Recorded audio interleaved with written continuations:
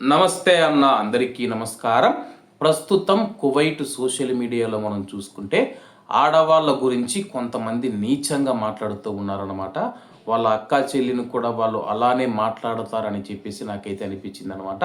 ఎందుకంటే కానీ ఇటీవల కాలంలో కొంతమంది ఎవరైతే ఉన్నారో ఆడవాళ్ళు ఏదైనా పోస్ట్ పెట్టినా సరే కానీ, వాళ్ళు ఏదైనా రీల్స్ చేసినా సరే కానీ, లేకపోతే ఏదైనా మాట్లాడినా సరే కానీ దాని కింద కామెంట్లు అయితే నేను చదువుతూ ఉంటాను అనమాట. ఆ చదివేటప్పుడు కొంతమంది చూసుకుంటే కానీ నీచమైన కామెంట్లు అయితే పెడుతూ ఉన్నారు. తాజాగా కువైట్లోని సాల్మియా ప్రాంతంలో నివసిస్తూ ఉన్న పూజ అనే అమ్మాయి మనం చూసుకుంటే, నా దగ్గర వైరల్ అవుతూ ఉన్న ఒక కోతి బొమ్మ ఉందని చెప్పేసి స్క్రీన్ మీద మీకు ఆ యొక్క కోతి బొమ్మ ఫోటో కూడా కనపడుతూ ఉంది.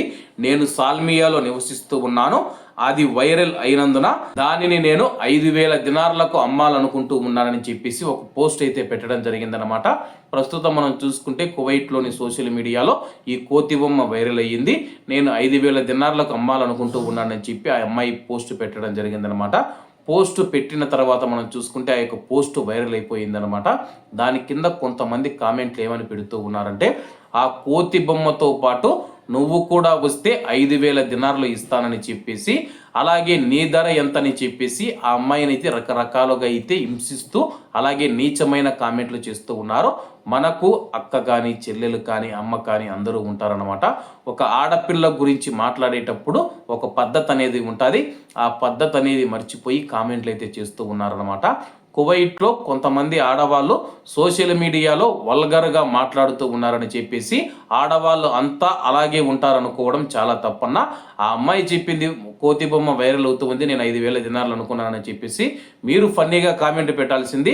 ఎందుకమ్మా అంత ధర 5,000 దినార్లు అంటే కానీ మన ఇండియన్ రూపీస్లో చూసుకుంటే కానీ దాదాపు 14 లక్షల రూపాయల పైన ఉంటుందన్నమాట. దానికి ఫన్నీగా కామెంట్లు పెట్టాలి, లేకపోతే దాన్ని ఖండించాలి. కానీ నువ్వు కూడా వస్తే నీకు కూడా నేను రేటు కడతానని చెప్పేసి నీచంగా మాట్లాడడం నాకైతే బాధ అనిపించింది.